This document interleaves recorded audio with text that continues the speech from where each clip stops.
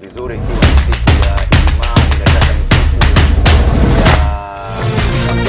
katika mujtama wa Kiislamu. Ni siku muhimu sana inapokuja katika kalenda yao. Ni Februari, hata hivyo ikiwa ni tarehe 19 ni mwaka 2021, na kwa moyo mkunjufu kama kawaida ni furaha yetu kuweza kujumuika nao asubuhi katika kipindi Alshifaa asubuhi. Ama malengo na madhumuni ni kuhakikisha kwamba anga tumeweza kukudondolea yaliyomo katika magazeti yetu, uchambuzi wa magazeti, masala ibuka, mjadala wazi, basi mambo huwa tunayaweka wazi namna hiyo. Na zaidi ya yote kumbuka we are streaming live katika ukurasa wetu wa Facebook Alshifaa TV online, na katika YouTube vile vile ukiwa katika YouTube tuko live kabisa pale Alshifaa TV. Kwa hivyo ni matumaini yetu ya kwamba tutakuwa pamoja katika majukwaa kama hayo mawili ya YouTube pamoja na Facebook. Karibu sana mtazamaji, mimi naitwa Jonathan Mwanzia, na bila shaka kuweza kufanikisha kipindi kama hiki. Kumbuka tutakuwa hapa mpaka mwendo wa kama saa 4, na kwa hivyo siwezi kufanikisha kipindi hiki bila wenzangu, na kama unavyoona kwamba nimeweza kupewa ama kutunukiwa mabinti watatu warembo, nitawapatia fursa nafasi ya kuweza kujitambulisha kwako. Assalamu alaikum wa rahmatullahi wa barakatuh, mtazamaji wetu wa Alshifaa asubuhi. Ni matumaini yangu makubwa kwamba katika siku ya leo tutaweza kutangamana na kujadiliana na kuburudika na kuelimika katika kipindi hiki. Na nafahamika kama Dalila Hamza. Nikutakie Juma Mubarak in advance. It's a Friday. As usual, I love Fridays. Oh. Exactly, because it's a cheerful day of starting the weekend. So kama una plans lakini. Yeah. So good morning to you mtazamaji, natumai na nashukuru sana kwa your support. Kwanza Ragish na Babes, wewe ndio wa kwanza. Nashukuru our top fan. Nashukuru sana. One of our top fan. Natumai siku yako imeamka njema, and because as you say success is all about determination, so amka na utende kazi siku. Grace Mwende.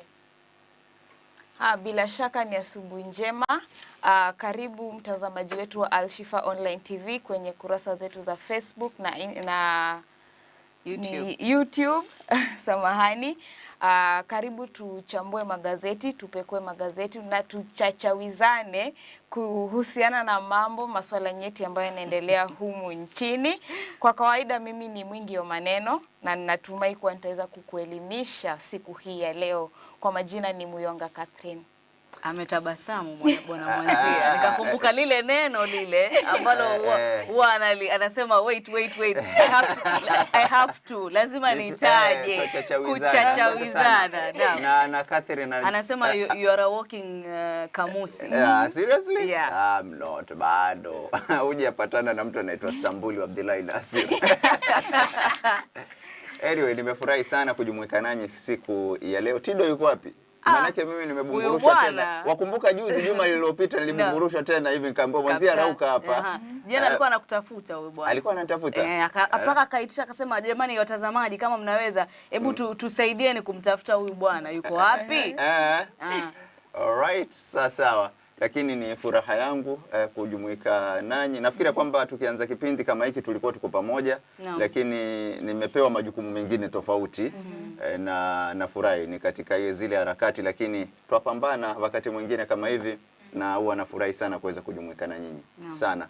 na kila wakati ninapopambana nanyi katika kipindi kama hiki huwa mko na matabasamu yenu na huwa nafurahi sana sana.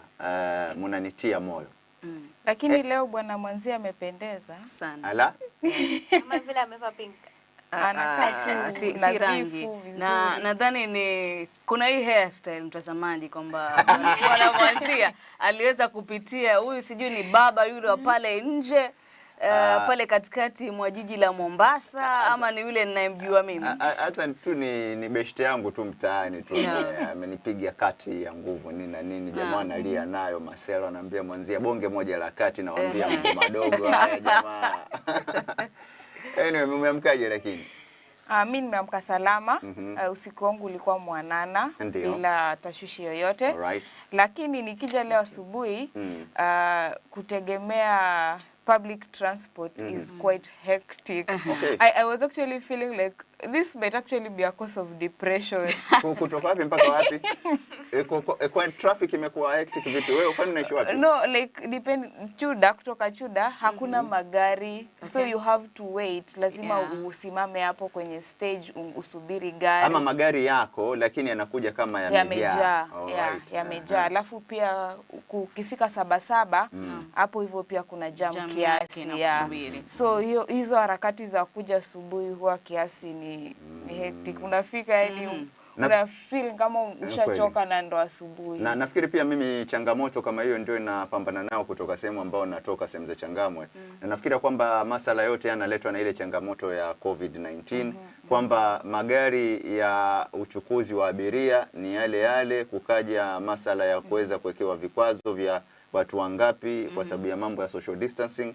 Sasa na kiwango cha watu kinazidi kuongezeka, magari ni yale. Matatu tunazozitegemea ni zile. Alafu ukiongezea bwana Mwanzi ni kwamba bei inapanda. Wanakuambia kwa sababu ingekuwa hapa tumeweka mtu mwingine. Kwa hiyo you have to pay this. Kwa wao kufikisha yale malengo yao. Mpaka yani hata kama unataka kuargue na wao you just keep quiet. You understand because also adding on that pia bei ya petroli pia nayo imepanda. Alright, sawa. Ujue watu kama kina Grace Mwende ambao wana magari yao na bwana Tido hawa ni watu wanajiweza na kabisa pia ni landlord zaidi ya yote. Yaani watu na nyumba zao na magari yao. Sasa mtu kama Grace Mwende na sisi hapa tuwateta kuhusiana na vile ambavyo ametulia, hayupo. Hajui mambo hayo. Bwana Tido angesema kuna offer alitoa bwana Tido, lakini nashangaa mbona ili fire back. Alisema kwamba kama Alshifaa mimi kwa vile mimi niko na gari yangu utakuwa ninawachukua na nawabeba personal. Lakini bwana huyu sijui bwana labda tuambie ni vipi iliendaje. Tido na empty promises utamweza. Huyo jamaa matata sana. Kwa hiyo ana empty promise. Maana kulikuwa na sherehe. Tido ni big talks, small action. Okay. Alafu bwana Mwanzi kulikuwa na birthday ya Banati huyu Kate. Kulikuwa na keki na nini. Sasa Tido natumai ilikuwa kuna zawadi upewe. Alitutisha, nitaleta zawadi. Okay, hukupewa zawadi gani? Bwana Tido bwana, hebu njoo tuambie ni vipi kuliendaje? Mimi naona kuna jezi fulani labda ndio zawadi kimpanga. Lakini ya kitambo hii shehe. Kitambo imechapa. Anyway, jana nilikula keki nikawa natatizika wapi na wapi. Kumbe ilikuwa ni birthday ya mtu. Birthday yake. Tukamuosha vizuri sana. Tukaweza kumpatia zawadi tofauti. Japokuwa nilipeana mimi poem kwa yeye. Wengine wakasema kwamba nikaimbie kasuku, lakini I'm not taking it personal. Ni ile hali ya kwamba kila mtu ako na ile kitu inaitwa some things are priceless. It's not always about materialism. Ina depend labda bwana Mwanzi ataka kifunguo cha gari ndio umempatia gift. Mwingine anataka hivi. Mwingine you just smile and say ama dua vile. Alright. Happy birthday. Thank you. Na huwa msemi. Na birthday imekuwa siku ndefu. Umekuwa ukichunguza hizo siku. Mwanzi anaona pataleta kifunguo. Wajua mimi sikuwepo wakati mkifanya hizo harakati. Nafikiria kwamba ilikuwa katika kipindi hewani. Na nafikiria kwamba ni ngumu sana wewe kutaja labda umefikisha miaka mingapi? Mimi sina shida. Ana issue. How old are you? 23. 23. Yeah. Hiyo ina maana gani? Bwana Mwanzia, umesikitika sana. Mbona wewe ni mdogo sana? Sisi ni wazee. Hapana. Watu wazee hapa wametulia. Watu ambao unaona wametulia mahali. Grace, umeamkaje? Ulikotoka nini na nini? Kwetu nimeamka vizuri, barabara kuko sawa, mtaani tunashukuru. Maaskari tunashukuru, ila tu watu wazingatie ala za barabara. Alright.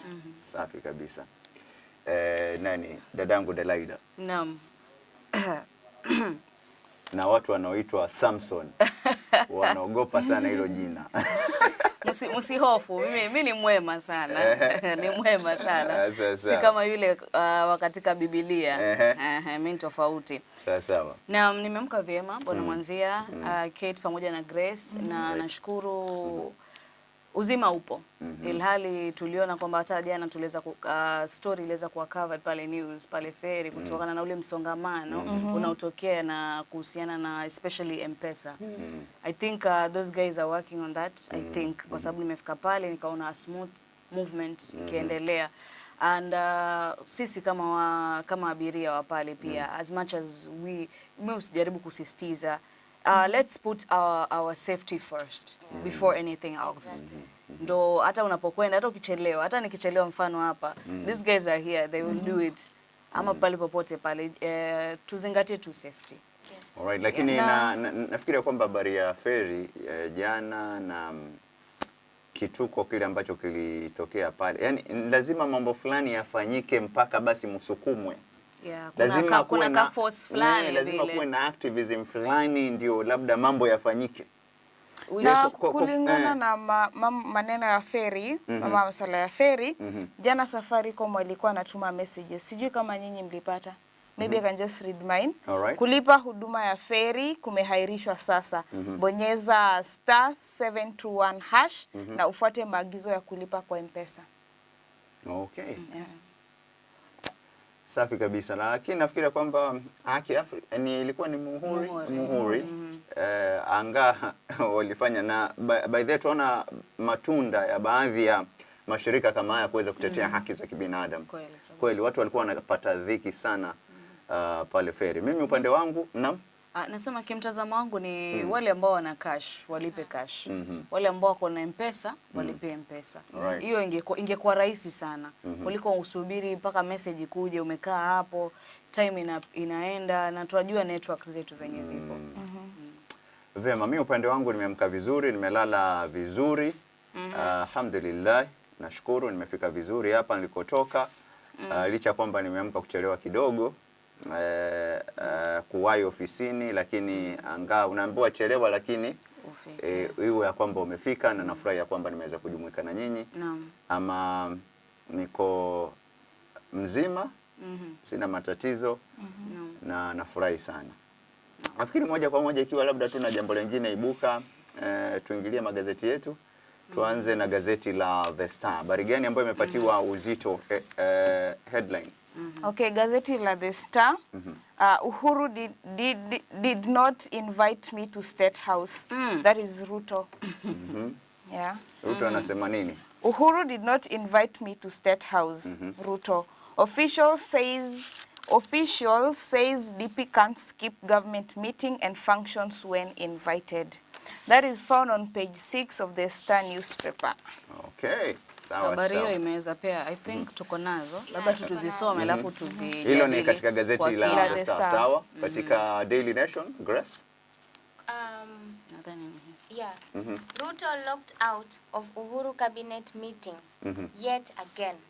All right. Yet again. Katika gazeti la Daily Nation, the same story iko. Katika gazeti la The Standard. Ruto missing as Uhuru meets with cabinet amid looming reshuffle. Anasema again, Deputy President absent at special cabinet meeting and a general forum where CS's principal secretaries and chief administrative secretaries met President, on page 2 of the Standard. Katika gazeti la Taifa Leo, katika ukurasa wa pili ni kwamba Uhuru wapanga serikali yake bila kumshirikisha Ruto. Vile vile habari kama hiyo imeweza kupatiwa uzito katika gazeti la Taifa Leo. Kwa hivyo Hebu niwaulize hivi kwamba ni lazima kwamba katika mkutano, manake mimi nitaka kuamini ya kwamba baraza la mawaziri huwa moja kwa moja aliye na nguvu za kuita mawaziri na kuweza kuwashirikisha katika vikao ni rais, na hakuna ulazima wa naibu wa rais kuweza kushiriki katika mkutano kama ule. Lakini mimi ninapotathmini mambo sijui na katika mtazamo wenu kwa sababu gani hata ikiwa hakuna ulazima, manake appointing authority inapokuja katika cabinet secretaries ni rais. Yeah. Lakini tuangalia kwamba katika misingi ya katiba ambao tulipitisha mwaka 2010 ni kwamba rais hakuchaguliwa akiwa yeye rais, wamechaguliwa akiwa wawili, yani is 2 in 1. Kwa hiyo kulikuwa na ulazima Ruto awe katika mkutano kama ule. Kimtazamo wangu ni muhimu kwa sababu hata ina meeting tukiwa nyumbani pale, kukiwa na meeting fulani utapata kwamba wazazi wetu wawili lazima wahusishwe katika zile harakati za kuweka zile decision, kwa sababu huwezi tuamulia, let's say kama hii ni nyumba yetu hapa, huwezi bwana mwanzie ukaja pale ukatuambia kwamba mimi nimeamua hivi na hivi na hivi, umeita tu watoto umwambia okay Kate ni hivi na hivi na hivi, mwanangu hivi na hivi na hivi, ilhali mimi mama yao sijahusishwa. Japokuwa si lazima vile nipo kwa sababu wewe ndo kichwa, lakini ipo haja ya mimi kuwa pale. Na pia unaonesha nini? Ni kwamba mimi umenitenga. Mimi yani you're not considering kwamba zile views zangu pia mimi ni muhimu kuwa pale, na ilhali tulipokwenda kuoana tulienda sisi wawili. Naam. Yes. So I feel like in as much as Mwanzia anasema kuwa, bwana Mwanzia anasema kuwa si lazima DP Ruto angehudhuria huu mkutano, kwangu kimtazamo wangu na nafikiri kuwa with what has been going on, hiyo divorce yao as people term it, and then even when they were at the funeral they didn't even have any conversation, and then kukatokea chatter that probably it is now evident that they're actually divorced, that their relationship doesn't exist anymore. I feel like this could have been a good opportunity for Uhuru to assure the Kenyans that in as much as we might not be agreeing on other things, we are still one government, we are still a team. So angemwita meeting kuonyesha, because he's meeting with the major people in the in their government, and they are meeting to discuss the agenda of the government, na pia wana assess projects ambazo wameanzisha kuona how far they have gone with it. So the DP should have been there, because easy projects zikianzishwa, I believe he was aware and he knows of the project. So it is only fair and they used to go together in each places. Kila mahali walikuwa wanakwenda pamoja, wanafanya pamoja. So the gap yenye iko, they try fix it. Kwa sababu hii imeonyesha kwamba sahi hata wanasema kusoma hujui hata picha uione. So this is a clear picture, clear indication kwamba they are not in good terms, kwa sababu they are both leaders, na as I said ile example ambayo nimepeana, they have to work together or else we will see changes among us Kenyans. All right. Grace, sijui maoni yako ni gani kuhusiana na swala hilo? Let me first read something. So the president himself said, if you want to work with us, please do. If you want to criticize, get out. All right. So, it shows that they really wanna quarrel. But when it comes to work, please achana na hizo your differences, put them aside. And tunataka kujua the way forward of 2022, 2020 until 2030, if that's what we are planning, I think so. So, it is not necessary sisi kuona nyi pia kwenye in terms of those agendas pia mna argue na hizo nini za elections na nini. You don't really need that. So I don't think it was necessary deputy not to be invited. And then ni kama Matiang'i ndio replace the DP because amekuwa fix it wa the president, because I believe hii position inapaswa kukuwa rightful position ya the DP. If there are any problems the DP is handling on behalf of the president. Kama kuna any issues zenye ziko within the government, the people of the party or rather in the government, they're not going according to what they planned, then it should be the DP who is addressing that. But right now we see it is like Matiang'i has become the president's new favorite and the DP amekuwa forgotten. Alafu on top of that, Mwanzia, kumbuka kwamba wewe tuko pamoja tunafanya kazi, alafu wewe upewe zile parts ambazo wafaa ufanye. So what's your work? Nafikiria kwamba changamoto kubwa, lakini ikiwa mlifuatilizia uchaguzi na jinsi hawa jamaa walivyokuja pamoja, they were the perfect, they were the ideal couple in politics. The ideal. Bila shaka wakiunda serikali ya Jubilee, seriously, yani ule ubeshte, ule urafiki, that closeness ambayo ilikuwepo, na hivi sasa only death. Seriously? Yeah. Na hadi Uhuru alikuwa anamuita William Ruto, alikuwa anamuita Will. Walikuwa yani yale mazoea tulionayo hapa mimi na wewe hivi Delilah katika kikao kama hiki, alafu eti leo inakuja kwamba jinsi tunavyotazamana hapa macho kwa macho, eye contact, inafika leo ya kwamba mimi Delilah siwezi kukuangalia tena hivi, tunapitana, tunassume kama nikikuona naangalia kando. Yani mambo yamekuwa, na labda tatizo liko wapi jamani? Ama huenda tuwachezewa shere. Kwa sababu gani?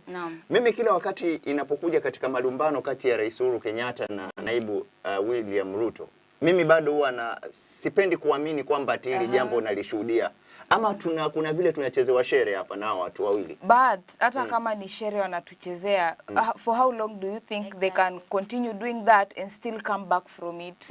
Like I feel like kama hata ni shere ama it was a game they were trying to play, I feel like it has gone on for long enough that it is time to stop it and focus on whatever project they have, because kama ni mchezo then it has gone too far. But also it's affecting wananchi. Yeah. If you see the two people, the most high people which we count on with, then they are fighting. What about us? To me, Bwana Mwanzia, in a way, ukiangalia kimtazamo mwingine, I don't. Okay, you know, there is still something. You know, politics za Kenya, they're very different from other people. Clout. Yeah, maybe in a way, you never know. But even if they are doing that, my question still remains: how do they come back from that? Yeah, and for how long can they do that? We saw the former Prime Minister akimtetea Hasla just the other day. Yeah. No, I think just the other day. Raila was trying to. That was just a political message he was sending. That's why it doesn't necessarily mean that he has the best interest of Ruto at heart. Yeah, he's just trying to show us that I am trying to play fair in this field. So I'm saying mimi ni mbaya sana, pia me I want to make sense out of this. But how do we know that pia ni yeye ndo he's behind that? The only thing I can say, to my opinion, ni kwamba Bwana Mwanzia, Kate na Grace, ni kwamba still we said the dust is yet to settle. So we actually saw this thing happening and coming. These people, hata unaweza shangaa kwamba the last minute things happen. Hapana, but even if they do that, in my opinion, I feel like itakuwa the end of their whatever. They can't come back from this. Still I haven't accepted yani Mwanzia wholeheartedly kwamba okay, they might do this. You know, as politics, there's always drama which is unfolding kila siku. Kwa sababu gani you guys, you're right. Kwa sababu gani, hebu angalia nani alitarajia kitu kama handshake out of the blue ya Raila na Uhuru, wapi na wapi? Out of the blue. No, I never expected that, but it happened. Yeah. In a way, Kate, so we are all saying our own things. Lakini we'll see. Lakini labda kwa maoni yenu, is it fair kile ambacho rais anafanya na anaelewa labda kulingana, maanake hii ni katika misingi ya kikatiba kwamba aelewe yeye na Ruto ni kitu kimoja. Walichaguliwa wakiwa watu wamoja. Hivi sasa nataka kuamini ya kwamba inapokuja katika baraza la mawaziri lazima Ruto alikuwa na watu wake na rais akatoa watu wake. Hivi kutomwalika katika mkutano kama ule ambao unajumuisha pia baadhi ya mawaziri ambao yeye Ruto aliweza ni kama kuwachangia katika serikali kama hii, is it fair seriously? Ama kwa hivyo tuseme ya kwamba atuchezewe shere, these guys are fighting seriously. To me Kate, Grace and Bwana Mwanzia hapa ni kwamba I just feel there is something, kwa sababu there is more than what meets the eye. Sahi kumbuka president wetu alivyoingia handshake na the former prime minister, hakuna opponent. Do you know that? Hakuna opponent a watchdog mwenye atasema kwamba serikali imefanya hiki na hiki na hiki. He used to really point out kuna hii imefanya, scandals ngapi zimefanywa, sasa kumenyamazwa. So me, in another way, it's like kuna opponent anajaribu kuletwa na lazima. Because in a government, lazima kukuwe na opponent, na there's no opponent now. For me, I think the relationship is still on. Maybe they're taking some time out. So, you know, right now, they know that the media is looking at them. Si ati hawajui, they know the media is watching the whole world, not only in Kenya. Kila moja anaangalia. Na kuna a way, to me I think, anakuwa pushed kuwa opponent. Kwa sababu Ruto. Raila, yes, Ruto. Kwa sababu Raila already ashaingia katika handshake. So hakuna watchdog mwingine ambao yuko pale. So the president is making the DP an opponent. You never know. Nakwambia things will 2022 haijafika, Kate. As time goes by, you'll see how it unfolds. I think the dust will settle when we know the fate of BBI. If BBI passes or it fails, that is when the dust will settle. Okay. Because I feel like that will be the final point. That will be the final point, because at that point, the period of time to the elections itakuwa iko kiasi sana. And speaking of the BBI, counties sasa wanapitisha. I don't know, the MCAs wanafanya genuinely or they are under influence because of the cars and stuff. Hapo bado mimi najaribu kuelewa, because kama umeambiwa utapewa, they'll be given cars and what, do we know other promises zenye wamepewa, and why should they be given cars in an instance wajua they're supposed to be walipwe, wainuliwe, maybe waangalie wananchi wanaendelea vipi, but to another extent wapewe cars just for BBI. Do you think there is something to there? Something fishy. Na kwa sababu gani? Na labda kabla tuja kuzungumzia BBI, nataka kusoma sehemu kuhusiana na masala ya Ruto, kisha alright. Mtazamaji, nafahamishwa na waelekezi wangu kwamba moja kwa moja ni kwamba tutaenda katika pumziko dogo, kisha muda si mrefu tutaweza kujumuika nawe tena hewani.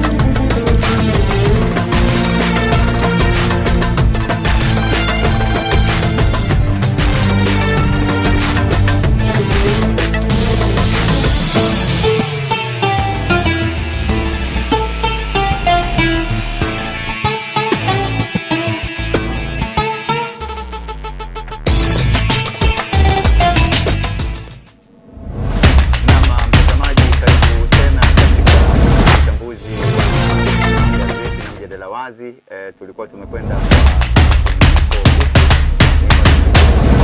tuko pamoja katika kipindi, ama nafikiri kwamba tulikuwa tumeanzia katika nukta fulani hapa, na nataka kuamini kwamba mmoja wetu hapa ni Christian bila shaka, Catherine Muyonga amepatwa na dharura bila shaka kushughulikia masuala mengine ya kiofisi, lakini tutaendelea mbele na kipindi bado nikiwa nimezungukwa na mabinti wawili wale tu.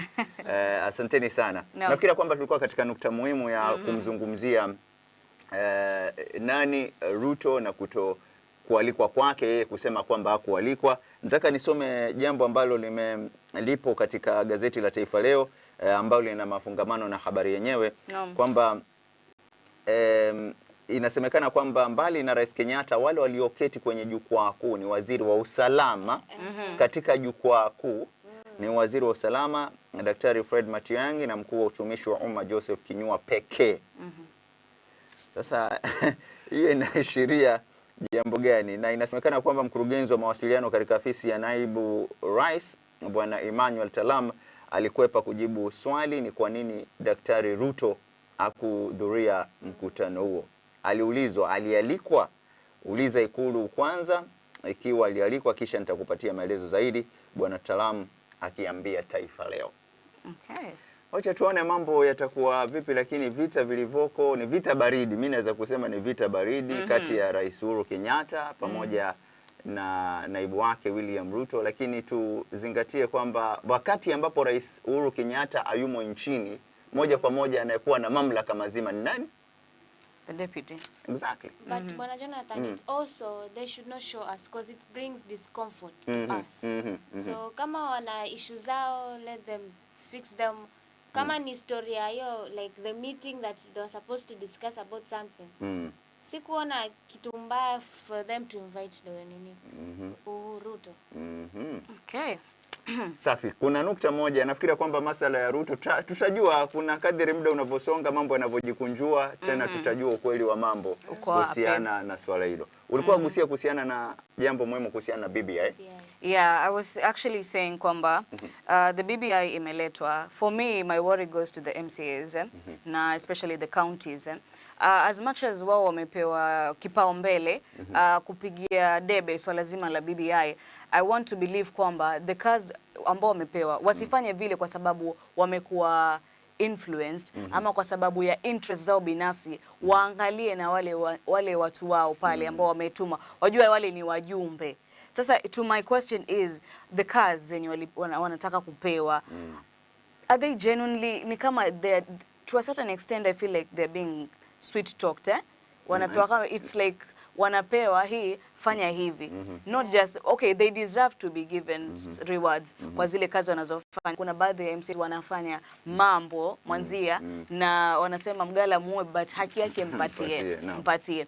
Lakini nataka kujaribu kuamini kwamba zile gari zile ambazo wameahidiwa kupewa zisiwe kwamba ni vigezo vya kuwafanya wao wakubali tu BBI kwa msingi huo na pasi kutojali watu wao.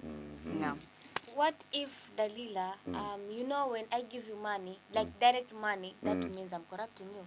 But if I go indirect way, you understand? By giving you car, maybe I take you for lunch. You understand? Yeah. So that is another indirect way of saying nifanyie kitu fulani. Lakini bado inakuwa kwa kiwango fulani ni hongo. But instead of giving you money, yes. If I could give you money like directly, kwa Kenya wote wanajua corruption is money. Exactly. But if I do indirect way of giving you, take you for lunch, like so we are being blindfolded. We're not seeing what's happening. Alafu on top of that, mwanzia wapata kwambia na barabara zetu ni mbovu. So you're like, hawa ni watu ambao tuliwachagua. At the same time, they're supposed to be working in these things. Yeye pia ni serikali, yeye pia ni serikali. Alafu anasema bado anataka barabara itengezwe. Sasa it doesn't add up. Ndio serikali yetu hii na vituko ni vichekesho kila kukicha.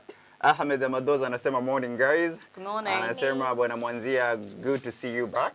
Karibu sana, asante sana Ahmed Amadoza. Zakia Rajab anasema Delilah una neno na wenzio studioni. Alright, nafikiri kwamba Zakia yuko Vanga. Yeah. Jamaa fulani anasema na tazama kutoka Mshomoroni Mombasa. Asante sana jamaa fulani. Jamaa fulani. Jina tu litakwambia. Jamaa fulani wamjua. Anyway, Ragish na babies anasema asalamu alaykum. Wa alaykum salam. Anasema Jumaa Karim vile vile. Ragish na tena. Zakia Rajab anasema alright, nafikiri alikuwa na mkoa, anasema asalamu alaykum wapenzi. Papa Adish huyu ambaye amerudi ambaye ni Tido. Anasema bana, zawadi ndio imenifanya nisijafika asubuhi hii, but siku yaishi Kate unapata zawadi yako. Mwanzo utaacha hizo bana. Mimi aambia Dalila aache kulaumu sana my gift. To Kate it's a surprise, that's why hajapata. But all in all mko sawa jamaa zangu, all the way from 0044 to 001. This guy. Anyway, sasa kwa wale ambao mnaendelea kutizama kipindi, asante sana Anka Amik, Hashim Shatif, kuna Hussein Alilali Abubakar, kuna Zainab Zamdain, kuna Omar Kombo, Ali Kitengo, jamaa fulani, asante sana kwa kufuatilizia kipindi. Ahmed Amadoz kama kawaida na kina Ragish na babies. Ikiwa mtazamaji basi unajumuika nasi kwa sasa, uko nami Jonathan Mwanzia nikiwa na Delilah hapa Hamza, niko na Grace Motisia na tuko katika kipindi uchambuzi wa magazeti na mjadala wazi. Na nafikiri kwamba haujapitwa na mengi, ikiwa naona takribani robo saa ndio imekatika baada ya saa 3 asubuhi, ikiwa ni saa na majira yetu ya Afrika Mashariki. Tulikuwa tunazungumzia, kwa hivyo hii ni hongo ya moja kwa moja MCA unaopatiwa. It's a grant. Inasema ujue the word grant. No. Still for me I still think kwamba kama kulikuwa kuna kitu chengine labda wametaka waongezwe mshahara kwa sababu hivi na vile ni sawa, but kupitisha BBI you'll get this.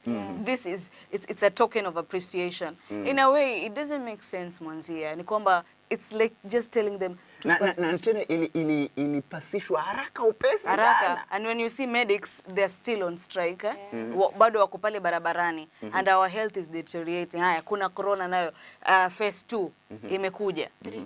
Lakini so far umeona ni namna gani ambavyo kaunti zetu zimepitisha BBI mabunge? Yeah, all I can say is 11 counties passes BBI bill. All right. So hizo zimebaki 13. Is it 27? There are 47 counties. There are 47. 47. Yeah. 47. So far 11. So now only 13 to go, I think. 13 to go. Yeah. Against ni wangapi? There is Kisii, there is Nairobi, Laikipia, Vihiga, Siaya, Homa Bay, Kisumu, Busia, West Pokot, Trans Nzoia and Kajiado. Hao wamepitisha. Naam. Waliopinga, nafikiri Baringo ilikuwa very big blow to BBI. Nafikiri kwamba so far wanalenga Mlima Kenya. Nafikiri so far ni kwamba wanaunga mkono BBI mabunge ni mengi kuliko yale ambayo yamepinga so far. Kumaanisha haka ka grant kanafanya kazi. Ka 2M. Ka kuinua mgongo. Bana Anyway, sawa. We are yet to see and find out what kwa sababu wengi a lot of politicians walikuwa wana aim at the Mount Kenya. Tunasubiri tuone ni yepi yatakuwa vipi. Yes. Lakini hatukutarajia kwamba katika kaunti ya Baringo bila shaka mahali ambapo ni yani ni sehemu ambapo kwa kiwango kikubwa ungetarajia kwamba BBI ingepingwa. Yeah.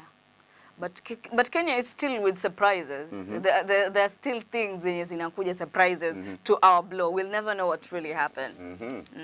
So before we end the story of BBI, all right. In Kisii, they are not against the BBI, but they wanasema kwanza wanataka kusolve your land because the chief North MP Owen Baya says the Giriama and other communities are forced out of their land many years ago. So they want your issue kwanza isolve, then the issue of BBI to be passed. All right. Yep. Nafikiri kwamba sikuwapatia kichwa cha habari katika ukurasa wa kwanza wa Taifa Leo. Na nafikiri kwamba vile vile hatukupata kichwa cha habari katika gazeti la Daily Nation, the same katika The Standard. Nafikiri itakuwa ni vizuri tuweze kudondoa. Nafikiri kwamba aliyetupatia kichwa cha habari ni Catherine Muyonga, The Star, na nafikiri kwamba bila shaka tutaweza kulichambua. Nafikiri kwamba gazeti la Star bado tuko nalo, sio? Yeah, tuko nalo. All right, safi kabisa. Katika gazeti la Taifa Leo, habari iliyopatiwa uzito mtazamaji kama unavyoona hapo ni kwamba wachuuzi wa ahadi hewa. Wachuuzi wa ahadi hewa. Ruto, Raila, Mudavadi na Kalonzo waanza kujinadi kwa raia kwa mambo yasiyotimizika. Okay. Ndio habari iliyopatiwa uzito katika kurasa wa kwanza gazeti la Taifa Leo. Yani hapo hiyo wino ulivyokolezwa umekolezwa panapofaa kabisa. Kwa sababu ukiangalia mwanzia they've got empty promises nyingi ambazo lazima la employment. Unajua ukitaka kumsaidia Mkenya ama kumuuplift Mwoga nasema okay, deal na njaa, toa njaa, let's eradicate poverty. Alafu uone vile watu watareact. But kuna baadhi wanazidi, maskini anazidi kwa maskini na tajiri anazidi kutajirika zaidi. Na hiyo gap kufikia itakuwa ngumu. Tumeona mafuta yameweza kupanda. Tuenda wapi? Where are we going? As a country or as a whole, as a direction. Tumeona kwamba MIF wameweza kusitisha kuchukua mikopo katika zile nchi za nje. Sasa sisi pesa, so kuna heading fulani katika The Standard ilikuwa ni kuhusu we are milking a bleeding nation. And don't forget there are locusts now. Kuna locust invasion ambayo imekuja tena. Na nashangaa hawa locust kwa nini hawali miraa, mogoka, okay. They're not consumed. Usiende upande huo manake Una wale huyo anazungumza kitu gani baba? No, I'm saying sijasikia mashamba hayo yakiwa yameharibika. La, kuna habari kwamba waliweza kuvamia. Walivamia mashamba ya hawakulewa. Muoka. Mirai leweshi. No, as in steam. Hiyo Andas. Okay. Ni mambo mengine. Just by the way. Lakini nafikiri nimekuelewa na nataka kuamini kwamba tuko na changamoto nyingi sana na katika kipindi hiki ambacho tunaenda katika uchaguzi mkuu wa mwaka 2022 then ni kama zaidi huo ukiangalia uchumi wa nchi, maana utapata kwamba wanasiasa, watu ambao wanatakana wawe wanazingatia mambo ambayo ni ya kujenga uchumi zaidi, sasa huwa wanaingilia katika kampeni za kisiasa na nini. Inakuwa sasa taifa kwa kiwango fulani na changamoto ambazo tuko nazo, basi inakuwa kwamba uchumi unadorora. Changamoto za COVID-19 namna zilivyoturegesha nyuma inapokuja katika uchumi wa taifa. Nafikiri kwamba kweli tuna matatizo. Tuna matatizo sana, na kama unavyoeleza that gap between the rich and the poor kila wakati inazidi kupanuka na ndio pale utapata kwamba visa vya ufisadi vinazidi, visa vya uhalifu vinazidi. Changamoto kweli. Lakini Bwana Jonathan, si reggae ilikuwa imekuwa pause. Bila shaka. Then the following day unasikia some county imepitisha BBI. So I'm like, nafikiri pause ni inapokuja katika kura ya maoni, referendum yenyewe. Ya kwamba sawa mtapitisha nyinyi kama mabunge,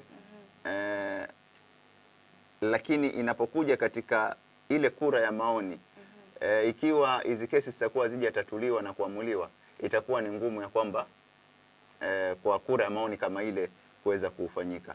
Lakini wacha tutarajie, sijui itakuwa vipi, lakini jambo ambalo serikali inataka but hata pia kura ya maoni it was supposed to be paused kwa sababu walikuwa wanasema let's solve some issues kwanza ndio hii kitu iendelee kwenda mbele. Yaani tuweke priorities first, tuone ni gani na gani.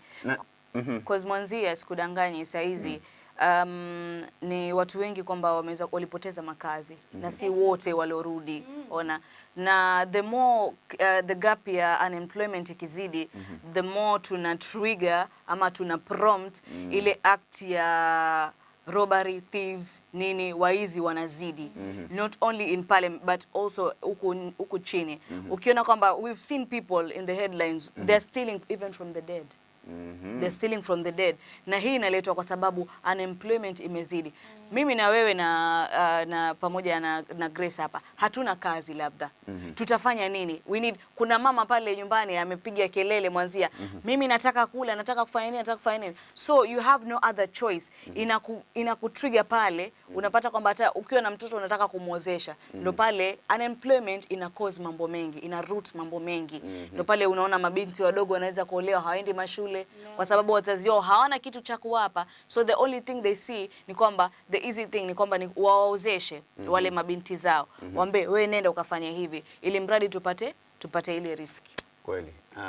Na zaidi ya yote nafikiri kwamba katika ile nukta ambayo ulikuwa umetaja Grace kuhusiana na masala ya BBI na zile kesi ziliwasilishwa mahakamani, nafikiri kwamba pale ndio huwa kunakuwa na tatizo. Yaani kama mahakama inapokuja katika, manake ile separation of powers inapokuja katika judiciary, executive na parliament, unapata kwamba wakati mwingine mahakama zimeweza kustruggle sana inapokuja katika kufanya maamuzi. Ya kwamba kuna mwingilio mkubwa sana wa executive inapokuja katika judiciary. Mambo kama haya unapata kwamba mahakama itasema hivi, lakini uamuzi wa mahakama kwa kiwango fulani ikiwa ni jambo linahusisha ofisi ya rais ama serikali kwa jumla, that independence ya judiciary ni kama kwa kiwango fulani waionekani. Ndio utapata kwamba wameamua hivi, lakini unapata tu mambo yanafanyika, yanaendelea. Nafikiri kwamba kuna tatizo kama hilo inapokuja katika that independence, inapokuja katika institutions zetu kama idara ya mahakama. Mambo kama nafikiri kwamba wachuuzi hewa ndio wao, na katika gazeti la Taifa utusomee utupatie tu ni wapi kwa haraka upesi. Kama ulivyoona katika gazeti la Taifa Leo kuna picha ya naibu Rais William Ruto, kuna Raila Odinga, kuna Kalonzo Musyoka pale, Musalia Mudavadi, Gavana Hassan Joho na Gideon Moi. Na habari ni kwamba wanasiasa nchini sasa wameanza kutoa ahadi za kila aina kwa wananchi ili kuwanasa kwenye ndoano zao huku uchaguzi mkuu wa urais wa mwaka 2022 unapozidi kukaribia. Wanasema kwamba ni mtindo huo umeanza kudhihirika hasa miongoni mwa wanasiasa maarufu ambao wametangaza nia za kuwania nyadhifa kubwa kama urais na ugavana. Kwa hivyo ni mojawapo ya habari ambayo imeweza kupatiwa uzito katika gazeti la Taifa Leo. Na mchanganuzi Java Bigambo anasema kwamba hizi ni hadaa za kawaida ambazo wanasiasa hao wamezoea kuwaeleza Wakenya, hawana lolote jipya hata kidogo. Na nafikiri ni kweli Delilah. Naam. Kweli. Ni jambo la kawaida, ni hadaa za kawaida. Yaani zile promises ambazo watu tunapatiwa. Na nafikiri kwamba sisi Wakenya ni kama watu wasikia raha basi kudanganywa. Wajua urongo, yani urongo una utamu wake. Ukweli wa umma lakini na urongo si tumezoea. Naam. Imekuwa ni kawaida yetu ya kwamba tunapodanganywa basi ndio tunasikia raha sisi. Sijui gazeti la The Standard kuna habari hapa. Nafikiri kwamba headline headline ilokolezwa wino mweusi ni kwamba what's Raila up to? A meeting and campaign strategy. Details of plan to acquire 4 helicopters and a surprising meeting with presidential hopeful Mohisa Kitui and Kivuta Kibwana give the strongest indication that ODM leader Raila Odinga could be cobbling together an election machinery for a possible 5th stab at the presidency on page 6. All right. Yeah. Gazeti la Daily Nation. 13 new national tests to replace KCPE and KCSE. Under the new curriculum, learners in primary schools will sit 5 assignments set by the national examiners and take another 8 in junior and senior secondary. The test will be administered and marked by teachers, but the NEC will keep a record of results to monitor progress. All right. Habari inaoana na hiyo. Labda tuzichanganue kwa pamoja. What changes in education ministry mean for system? CBC implementation. Head of state picks technical persons behind the new curriculum projects to spearhead execution of education sector reform in surprised reshuffle. On top of that, as much as CBC is being engaged and the president has allocated experts in expounding more the CBC kwa sisi, ni kwamba I would request maybe, because we see other countries wanasomea the career from wakiwa wadogo. There's something called financial literacy. We don't have financial literacy, and this has never been taught in class. It is important we understand kwamba wewe unafundishwa ways ya kuhandle a business na pesa. Financial literacy. Tujue jinsi gani ya kucheza na hizi pesa na jinsi gani tutakuwa as a country na pia hawa watoto wadogo. As much as una base kwamba mwanzia wewe ulitaka kuwa journalist. Sawa, journalism ni hivi na hivi na hivi. But kuna another way kwamba you can manage yourself. And that's why you see the outside countries abroad. It's very rare ama ni kidogo, cases ni kidogo sana za wale maskini. Wapo maskini lakini si wengi kushinda matajiri ambao ni opposite ukija nchini mwetu. Alright. Habari nafikiri kwamba iliyotajwa hapo ni muhimu sana katika gazeti la Daily Nation ya kwamba kwa hivyo hakutakuwa na mtihani wa kitaifa inapokuja katika KCPE kama tulivyozoea na KCSE. Kwa hivyo kutakuwa na mitihani ya majaribio ambao ni mitihani 13 ambayo itakuwa ni mizito na itakuwa inaangaliwa na baraza kuu ambalo bila shaka ni la mtihani nchini NEC, kuhakikisha kwamba mitihani kama hii sasa ndio itakuwa ni kama inaweka kigezo cha wewe kwenda mbele ama kurudi nyuma.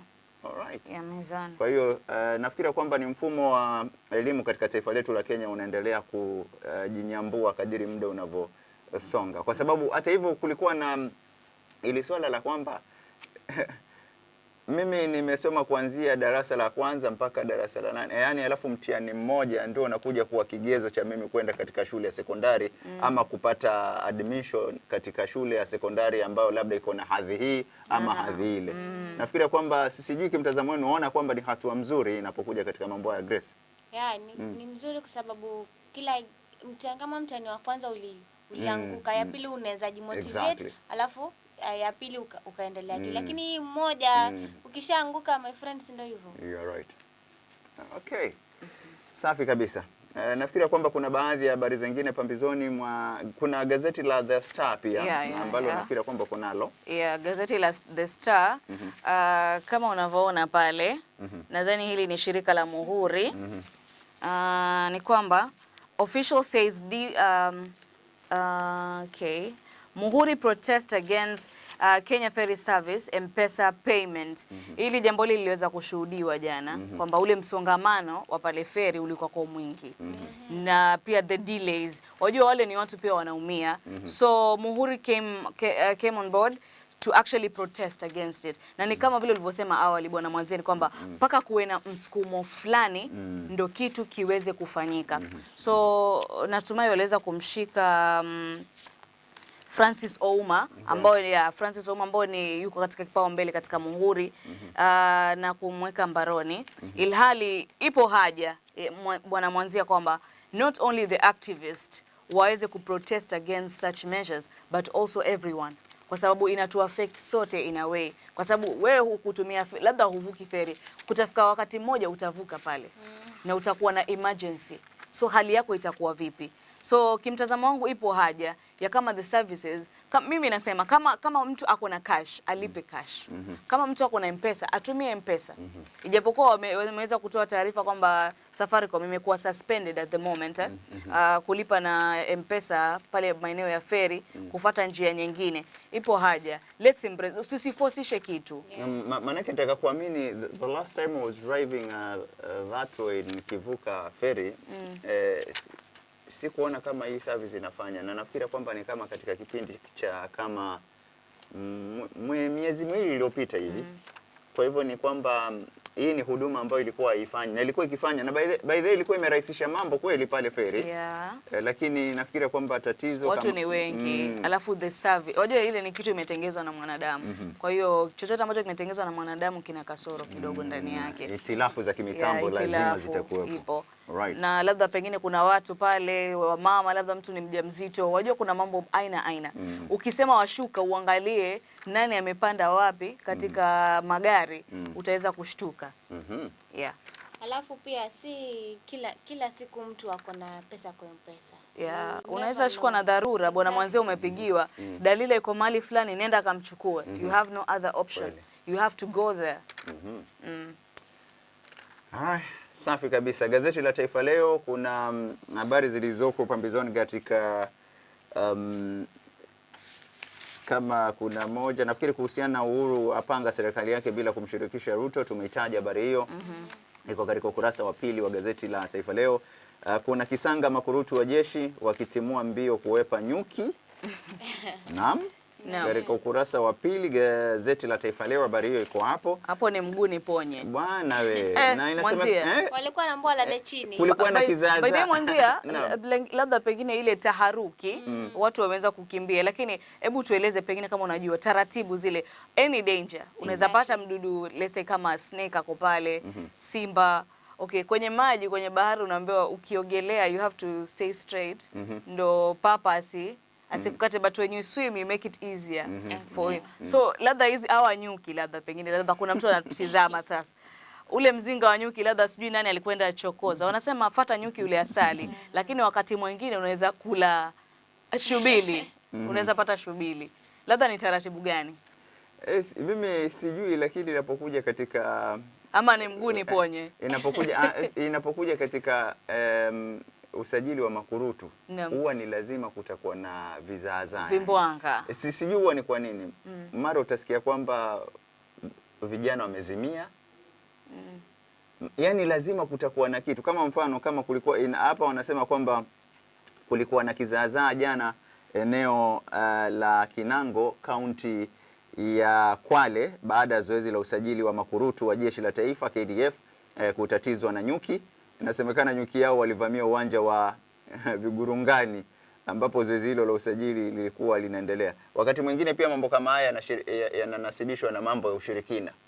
Unasikia kwamba mambo haya yametokea kwa sababu kuna watu hawataki maendeleo, hawataki vijana zetu ziweze kusajiliwa katika yani na mambo haya yanapotokea utapata tu katika mkoa wa Pwani na maeneo fulani fulani. Sijui kama mmekuwa baadhi ya maeneo. Anyway, Bwana Mwanzia tu mimi nataka hizo taratibu kwa sababu nyuki waja ufanyeje? Hapo ni kutifuka. Huwa ni kulala chini. Tifuka hivyo na kufuata bado. Ndio anaona hiyo excitement. Kumbe huu tuko tatiza sote. Ukilala chini kama itwaje? Wanapita. So you sleep. You just wapishe. Because always enda hivi, wanaenda hivi. Wanaenda hivi like a swarm. They cannot go this way. All right. So they just go this way. So you just. Kwa hivyo ni ulale chali. Okay. Kama the wild beast. Wao akitembea, wewe lala chini. Like the way you said the elephants. Yes. Vile Tido alivyosema mwaka ni masala ya harufu. Ndovu wa kuoni kwa macho. Ndovu lala chini kukanya kuvumbi kama ya kuzibaziba alafu hivyo. Masala ya ndovu tofauti. Wewe usitupotoe. Grace wewe unataka kuwawe. Bwana Tido nakumbuka Bwana Tido alisema uvue shati ama ulale chini aonekane ashakumaliza yani alafu kama ya kuzibaziba hivi. Hiyo ni inapokuja kwa nyati ama Big Grace, tafadhali. Nataka tuwawe na mimi nisimame. Ndovu ndo huyo iwaje Mwanzia? Ndovu mimi ndo unajua akili yako at that time umepanic. Akili yako guu alafu useme walala. Mwanzia huyo ile kuziba kumaanisha tunamzika saa 7 ama nazikwa saa 7. No, hapo ni mguu ni poje. Nafikiri inapokuja katika mfano kama nyati. Nyati zaidi ya yote anapokimbiza labda unapotoa ile shati lako na kulibwaga basi yeye atafikiria vingine. Lakini inapokuja katika ndovu ni unaangalia labda upepo unaenda wapi, maana yeye wanafuata harufu. Sasa wengi ukishajua kwamba umepambana na ndovu na ni wale washasikia harufu yako, huwa angalia ni ule upepo unakwenda wapi. Na wengi huwa wanapendekeza kwamba chukua tu kama mchanga mahali ulipo, urushe juu uone ya kwamba upepo unakwenda vipi. So you go against the wind. Okay.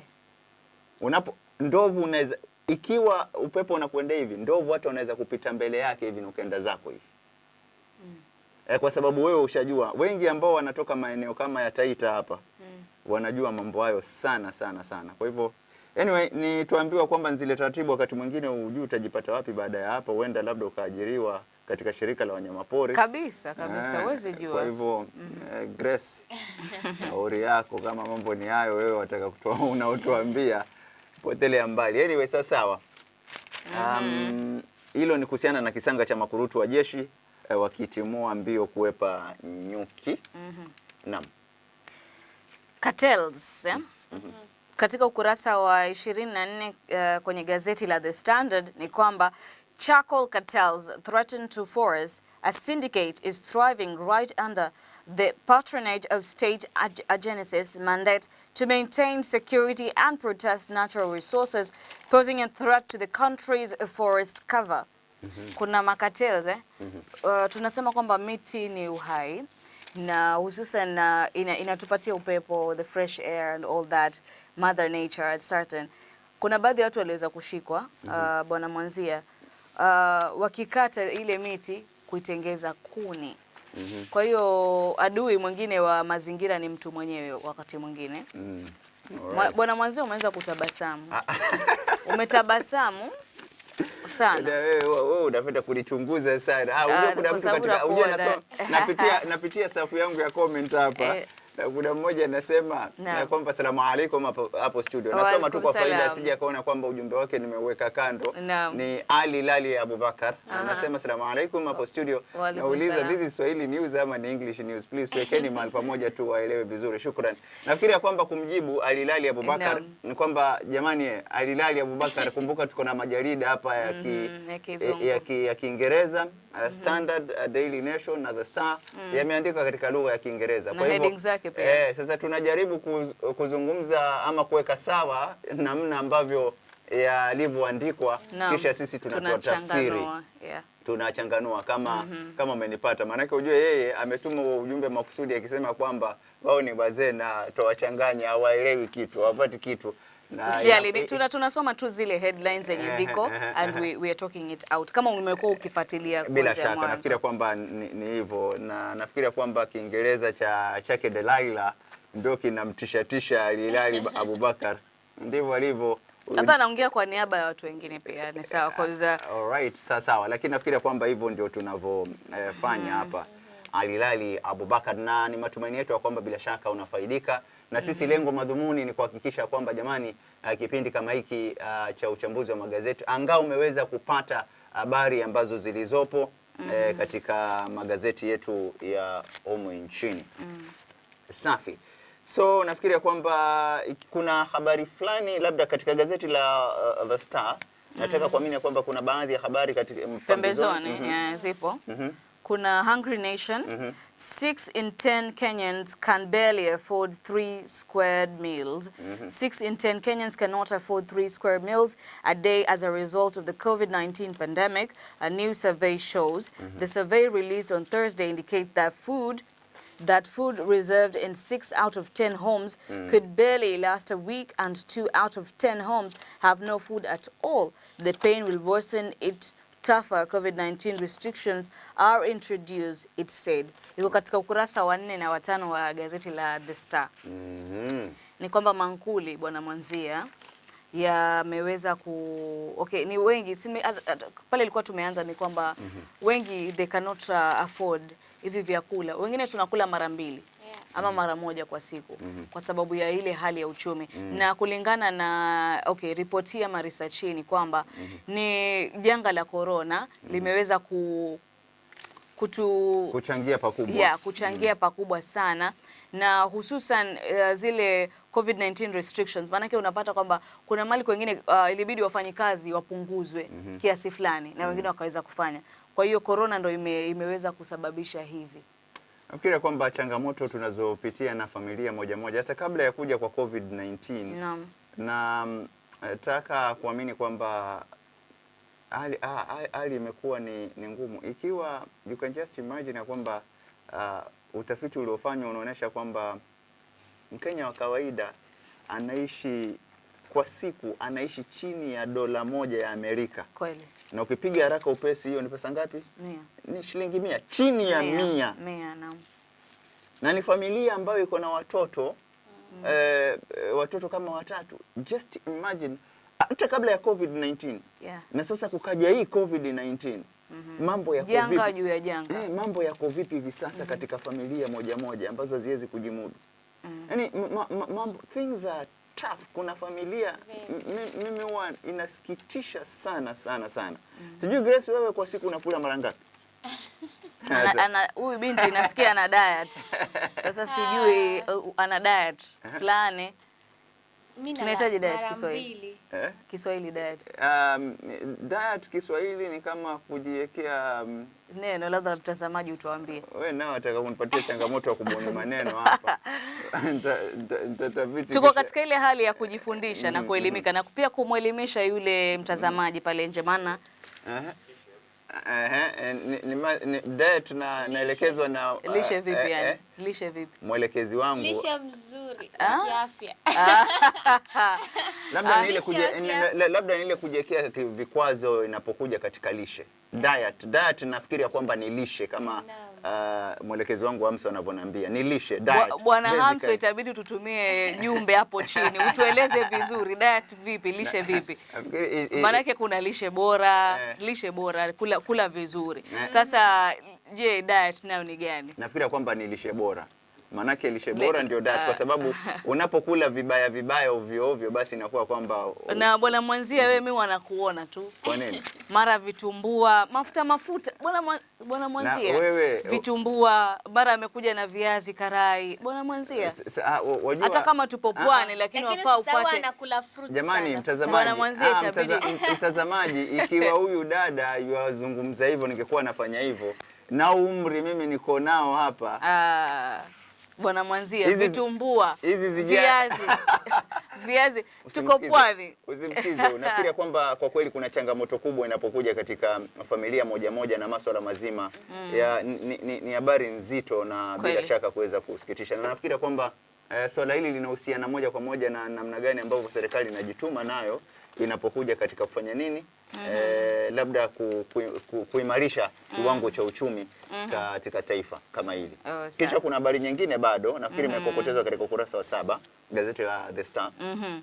Inasema Uhuru seeks to raise Raila Kalonzo pension perks. The government has sought to adjust upwards pension perks paid to former Prime Minister Raila Odinga and former Vice President Kalonzo Musyoka. The adjustment would be on top of the 594 million the two were allocated in the current financial budget, being a palm share of this year being 785 million budget for retired state officers. Safi, shukran. Mimi niko na story tatu. Kwanza, there is a drug agency clears COVID vaccine. Kwa ukurasa wa 6. The Pharmacy and Poison Board yesterday cleared the AstraZeneca COVID-19 vaccine for use of the country. Kenya is expecting 24 million doses of the vaccine sometime next week, according to the Health CS Masi Mwangangi. Ukurasa wa 6.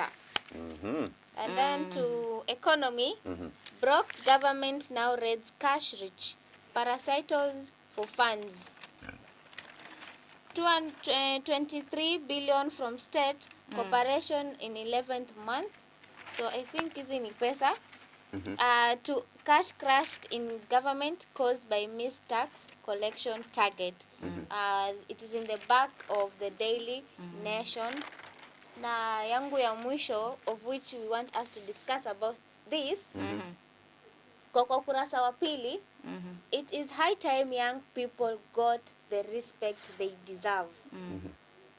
They are always being reminded to be silent and listen to the elders, as if their opinions do not matter. Right. Bila shaka jambo la kuweza kuzungumziwa, na Grace anasema kwamba tunahitaji kulizungumzia. Wajua desturi na tamaduni zetu za Kiafrika ni kwamba hata wacha kumsikiza yule mzee anapokuzungumzisha utakani hata kumwangalia ama kunyanyua uso wako, utizame chini, unatizama chini kama ishara ya heshima. Mtazamaji, naona kwamba muda unatupatia kisogo. Takriban kama dakika 10 hivi zimesalia ama 13 tuweze kuhitimisha kipindi hiki uchambuzi wa magazeti na mjadala wazi. Na nafikiri moja kwa moja, kumbuka mtazamaji, kwa kipindi chote tumekuwa we are streaming live katika ukurasa wetu wa YouTube bila shaka na katika Facebook. Sijui kama uko YouTube. Niko YouTube na kuna baadhi ya maoni yameweza kutumwa na watazamaji wetu wa Alshifaa asubuhi. Ni kwamba kuna Dan Alo anasema I love you guys, mko juu kama dola. Hey, amen. Asante, tunakupenda pia wewe.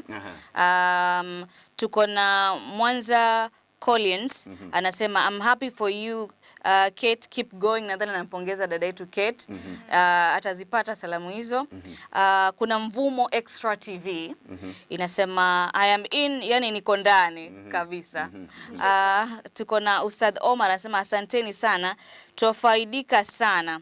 Shukran sana pia wewe. Right. Naam. Kwa hivyo kati ya wale ambao wanatutizama katika YouTube, asanteni sana kwa upendo na takrima ambazo mnatupatia pale. Tuna appreciate sana,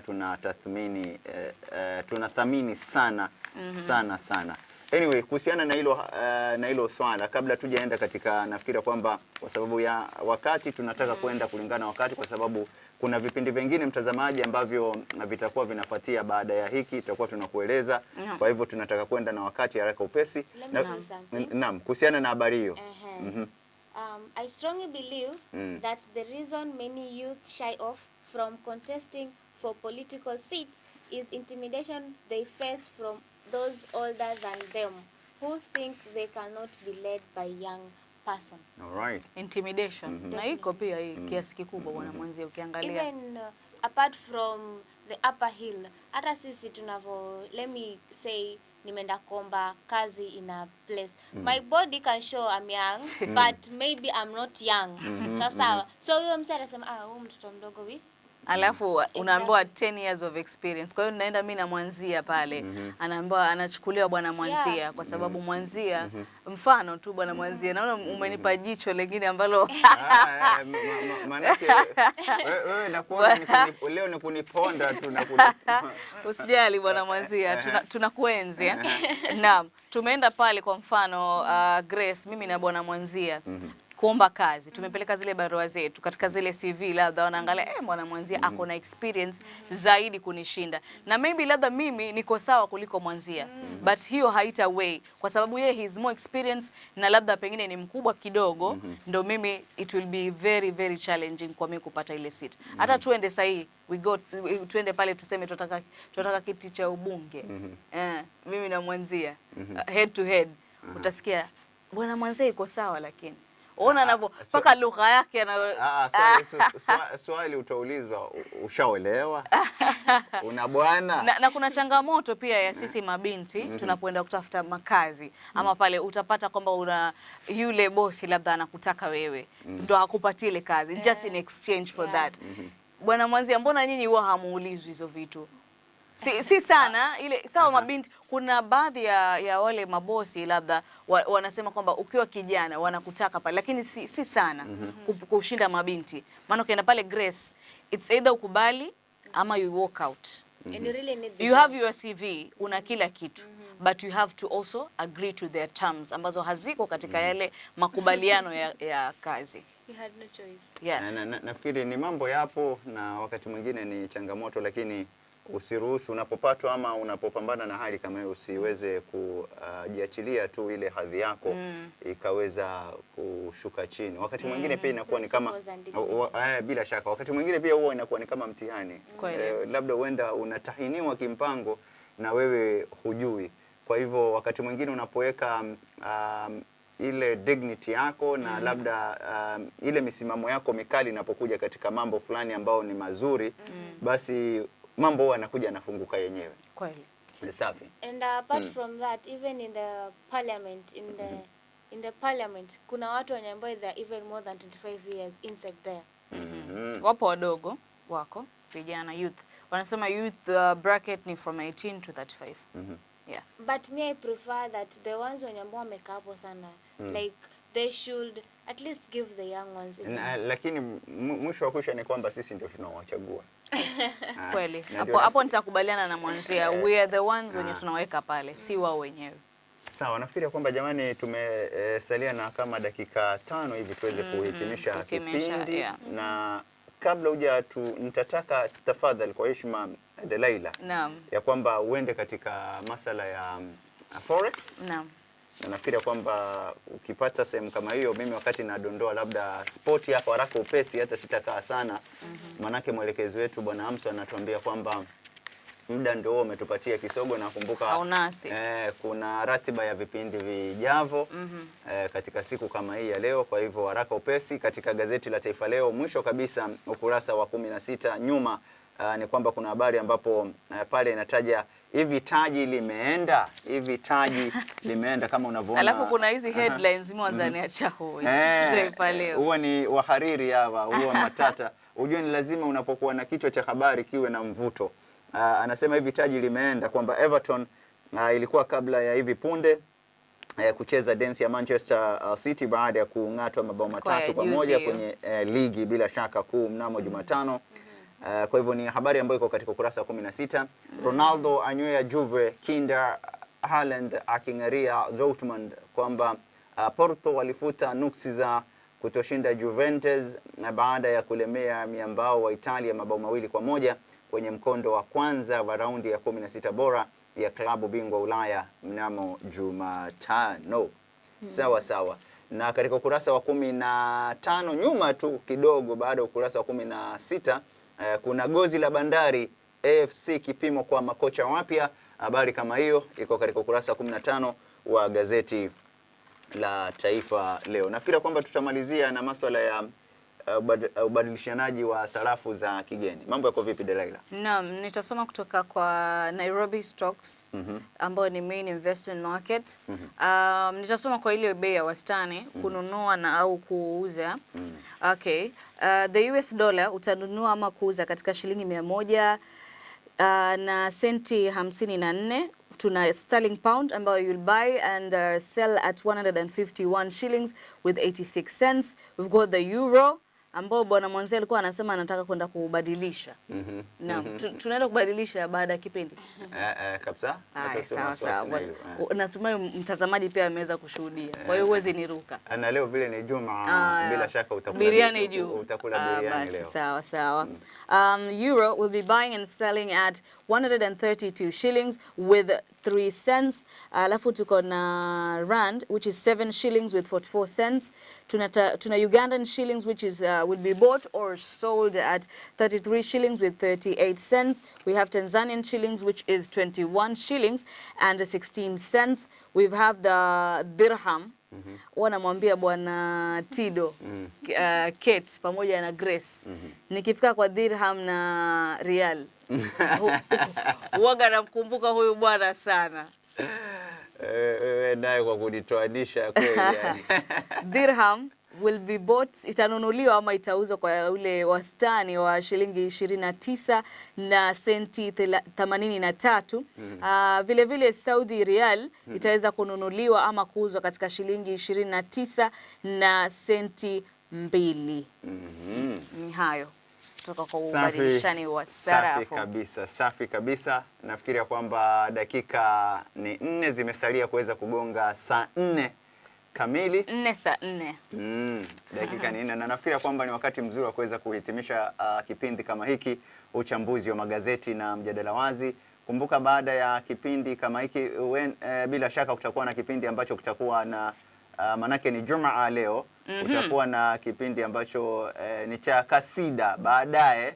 Kwa hivyo usipitwe. Itakuwa basically moja kwa moja ni kutuma salamu. Kwa hivyo usipitwe kwamba leo tutakuwa na kipindi cha kasida hapa. Kina Ragish na Babies na kina Saumu basi watangazieni ya kwamba Alahala kina Zakia Rajab. Leo kutakuwa na kasida insha Allah baadaye. Na nafikiri bila shaka kadiri muda unavyosonga mwendo wa saa 11 hadi saa 1 usiku tutapambana tena pamoja katika kipindi peupe nikiwa na Stambuli wa Abdullahi Nasir. Kwa hivyo huo ndio utakuwa mtiririko wa namna ambavyo ratiba yetu ya vipindi itakavyokuwa. Na kumbuka vipindi kama hivi unaweza kuvitazama katika ukurasa wetu wa Facebook. Viko pale. Ukienda katika ukurasa wetu wa YouTube kote ni Alshifaa TV. Unapo andika Alshifaa TV basi moja kwa moja ukiona sura kama hizi za hawa rembo jua hapo ndipo Alshifaa TV. Mimi sina la ziada. Naitwa Jonathan Mwanzia na kwa niaba ya ndugu yetu mwelekezi wa mitambo bwana Amso, nafikiri kwamba siku hizi unaona mambo yako tofauti huku. Kuna kijana mmoja hapa anaitwa Amso. Nafikiri kwamba one of these days itabidi kwamba tuweze kumleta kwa kipindi. Atakuwa na show hapo. Mimi nitamuita makusudi mahali nimpige profiling atueleza kwamba alianzaje kazi. Yaani tumpatie kama dakika 5 siku moja katika kipindi. Naam, maana kuna ile part ya ku-acknowledge wale watu kabla tuweke ile desturi ya ku-appreciate watu wakiwa bado wana sisi kabla hata wajaenda mbele za haki ama kuacha kazi. Nadhani hiyo itakuwa desturi nzuri. Bwana Hamson nadhani atakuja kwenye umbrella pia. Alright, vyema kabisa. Na nafikiria kwamba tutasema hivyo makusudi kwa sababu mwajua waelekezi wetu wale wengine kama kina Bragen Maina watakuja hewani, nawafahamu. Tido pia huwa ni mmoja wapo. Kina Javan, Christine Kilei nafikiria kwamba washakuja kwa vipindi. Kwa hivyo Hamson ni matumaini yetu ya kwamba ataweza kukubali mwaliko wetu na atakuja katika mojawapo ya vipindi vyetu inshallah moja kwa moja hewani. Nasikia anasema biriani on the house. Na mtazamaji, nimeshukuru sana kwa wewe kuketi nasi hadi wakati huu. Natumai kwamba mzima na buheri wa afya na kwamba siku yako itakuendelea na kuzidi kufana. Nafahamika kama Dalila Hamza. Kwa nini wanasema jungu kuu halikosi ukoko? Nadhani tunajifunza kutokana kwako na hapa studioni. Na kama kawaida I'm a football fan, so I have to give you La- plans for weekend. She had to. Yes, the plans for weekends. Haraka upesi basi. Naam, today tuko na game ya Wolves na Leeds United. Nani ati leo tuko na? Yeye kama Arsenali. Si kama Arsenali ama. Sema kama Arsenali ama? No. Ama we ni Man City. Tuambie. Wolves today saa 23 saa 5 na Leeds United. Then Chelsea tomorrow saa 9:30 na Southampton. Thank you. All right. Then tomorrow tuko na Liverpool na Everton. Then on Sunday Najua anatafuta mimi na yeye. Then on Sunday tuko na Arsenal na Man City saa 1:30. Then saa 5 tuko na Manchester United na Newcastle. All right. Hiyo ya Sunday si ya kukosa. Definitely. Si ya kukosa. Game ya Man U jana ilitokaje kwanza tukimalizia? Game ya Man U mlitoka 2-0. Tulichapa nani? Game ya Arsenal I don't know. Okay. Utabaki hivyo bila kujua. Mtazamaji, ni saa 4 juu ya alama. Saa 4 juu ya alama, wakati ambapo tunahitimisha kipindi uchambuzi wa magazeti na mjadala wazi rasmi. Kumbuka kipindi hiki huwa kinakujia kuanzia siku ya Jumatatu inapokuja katika siku ya Jumatatu mpaka siku ya Jumaa kama leo. Kwa hivyo maana ya kwamba tutapambana tena katika kipindi kama hiki juma lijalo siku ya Jumatatu inshallah. Kwaheri kwa sasa na asante sana, endelea kufurahia vipindi vyetu vilivyosalia.